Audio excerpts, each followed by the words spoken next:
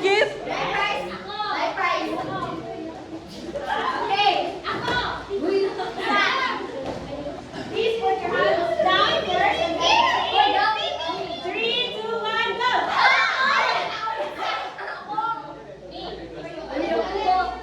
So again, last.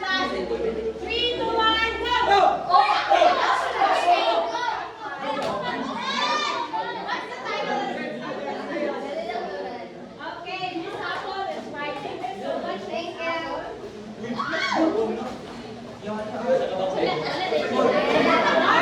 Our lesson for today is Little Woman by Lois May. Everyone, please be quiet.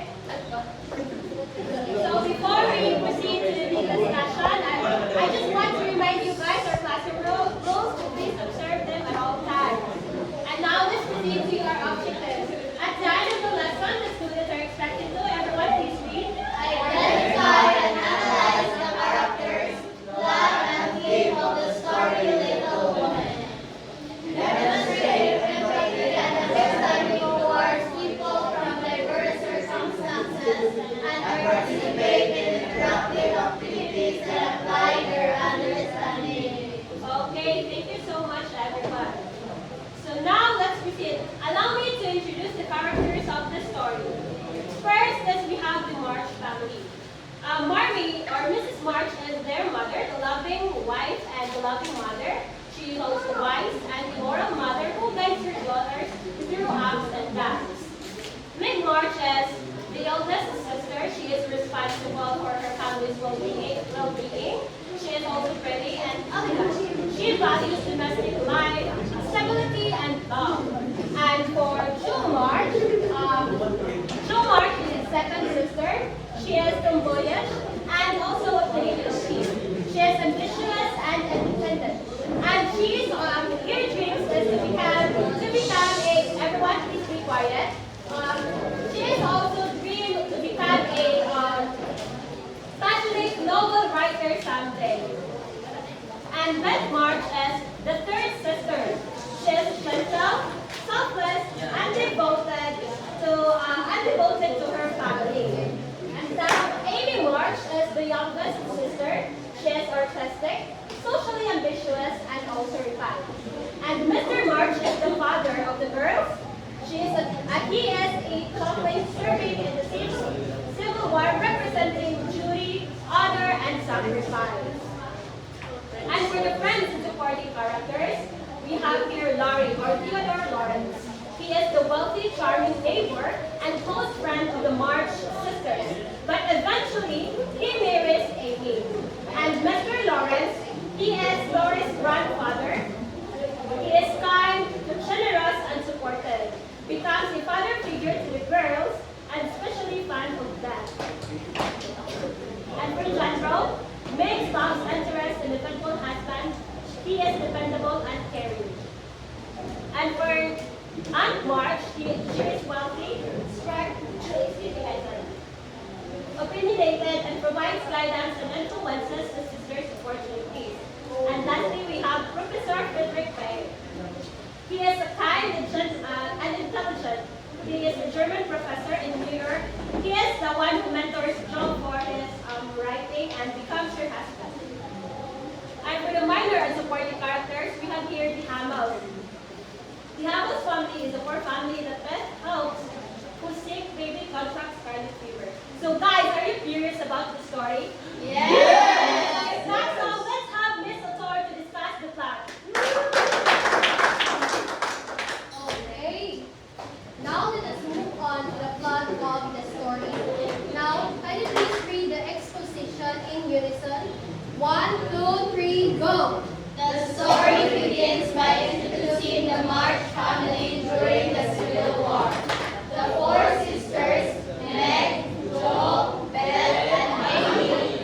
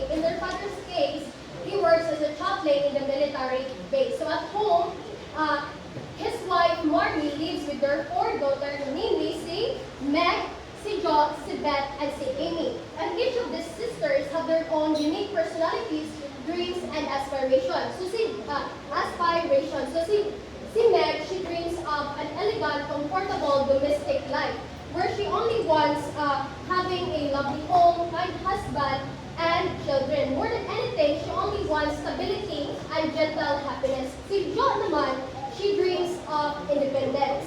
No, she wants to become a writer, publish books, and live freely without the constraints of what is expected of women. Because during this time, women is expected to behave like a proper lady.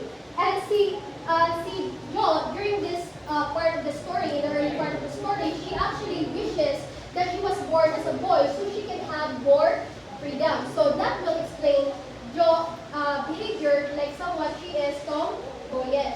No, third sister, which is Beth, she is the kindest among all sisters. No, her dream is simple and selfless, where she only wants her family to stay together and for everyone to be happy. So she does not dream of fame, marriage, and riches. She only wishes for peace, home, music, and the quiet joy of caring for the people that she loves.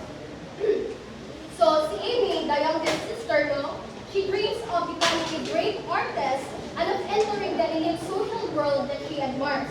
So her ambition includes of becoming a great painter, a respected painter, and eventually making a good marriage that will bring her status and stability. So since it's Christmas, kaning family ng March, even though that they cannot afford gifts and grand celebrations since the Bailang father is at war, the sister chose to focus on kindness, generosity, and togetherness, which were influenced by their mother, na si Marty. So early in the story, they actually help their neighbor who is poor by gifting them foods during Christmas. So early in the story, they befriend their wealthy neighbor, which is Lori, who quickly becomes their close friend and cherished companion. Now let us move on to the rising action. Now please listen because I will read it and explain it for you. So as the story progresses, the sisters now face challenges that help shape their growth. And the first challenges and the challenge that they actually face is that they receive letter that their father is ill with pneumonia, prompting their mother, as si Marnie, to leave immediately to care for him sa atong military base, which leaves leaving the sisters all alone, all on their own. So, all on their own.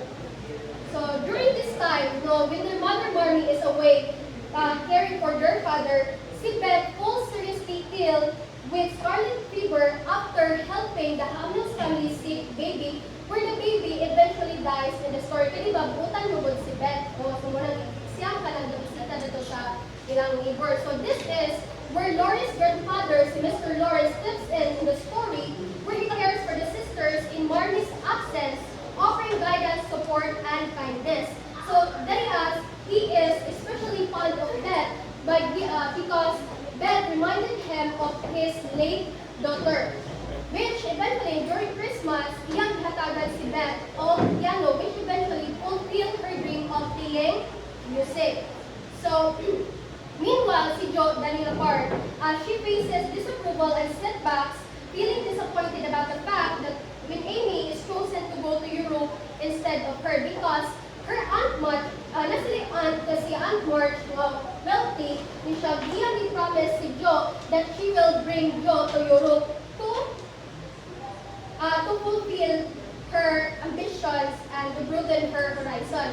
But wala siya gipili. Si Amy ang gipili because originally si Jo magod siya original caretaker ni kanaang ni Aunt March, but then sa itong nakasakit na si Beth, she became Beth. Si Jo, naging siyang ni kanang Beth, yung personal caregiver, which makes Amy as a substitute. And during that time, nag-observe si Aunt March na kanaang si Amy, she behaves like a proper lady and exceeds in society. Kaya di ba, iyang dream kay makasunod sa elite si Jo, that is the quality that she didn't possess in the kailan gitomboyish na din siya. So, and further, she experienced further emotional turmoil when she must reject Lori's marriage proposal.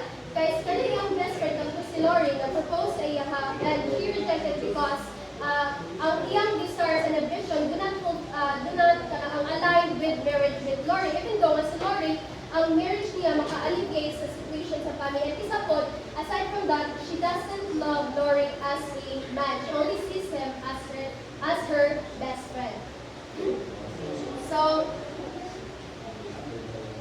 meanwhile, the relationship among the sisters and with Lori continued to evolve, creating tensions, growth, and emotional momentum that pushed the story towards its climax. Now, kindly please read the climax, everyone. Beth's illness reaches a critical point and she eventually dies from scarlet fever. As Jo's closest sister and little support, Beth's loss completely affects her.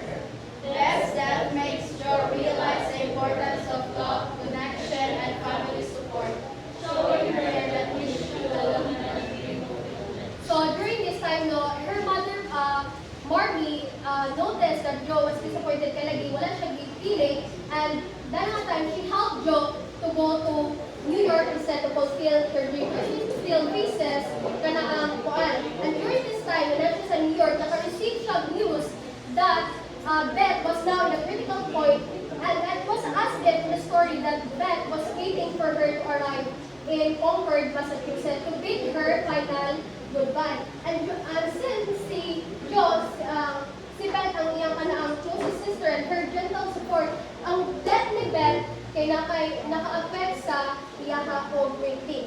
So during this time, Beth's passing strengthens the family in a bittersweet way. They come together to support one another to grieve for Beth's death, recognizing the importance of love and connection over material concerns and personal ambitions. Now let us move on to the following action. So after Beth's death was greeted, so the sisters begin to recover from their struggles and grow from their experiences.